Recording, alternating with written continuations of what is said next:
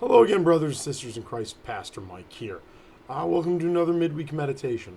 This happened a little bit later, mainly because I've been in class this week.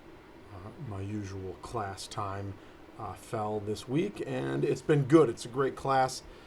Again, as I've talked about it before, it's about being healthy in church, being a healthy congregation, which I think at this moment is one of the biggest gifts can be given, because our world, in our opinion, is not really healthy.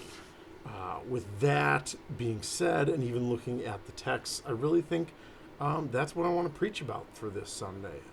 Health, being healthy. And it's interesting because I think the texts at their heart are saying that. The gospel text is really building off of last week's, going further into the Sermon on the Mount, and Jesus is saying a lot of things. I mentioned one of the texts in my sermon.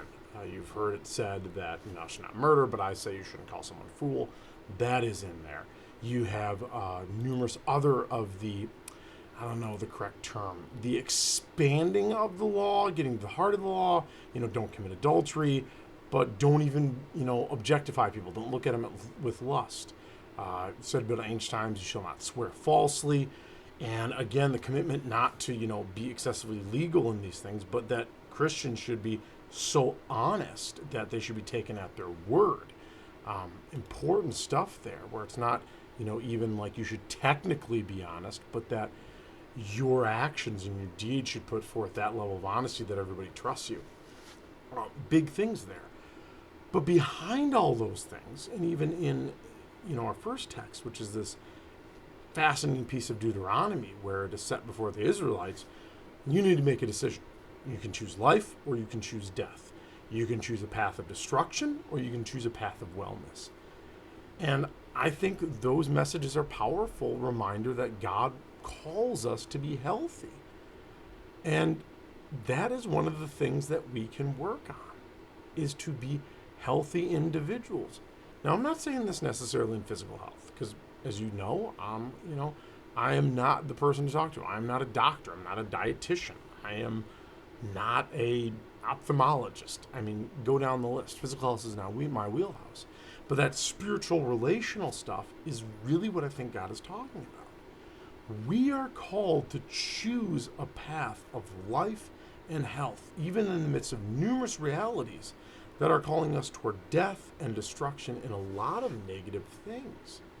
There's a lot of stuff that is out there that is really, really damaging. And I had mentioned before, the laws last Sunday are often there to protect us. Laws have numerous features.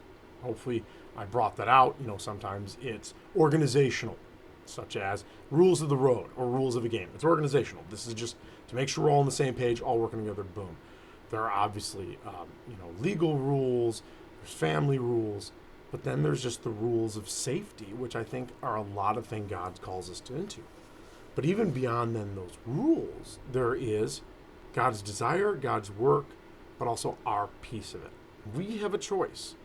One of the things that we can choose to do is choose to be unhealthy. We can't choose God. We can't choose God to love us.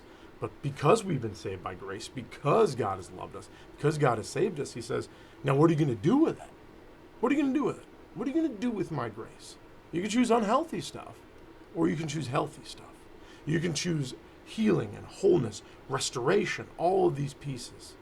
Or you can choose, greed, self-centeredness, all of these other sorts of things.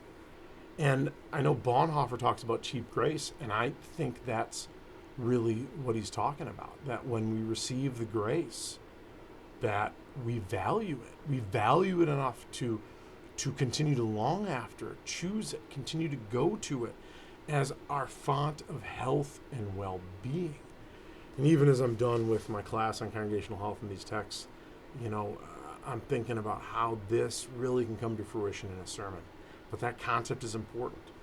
And part of it is it looks different for each of us. What is God calling you to be healthy?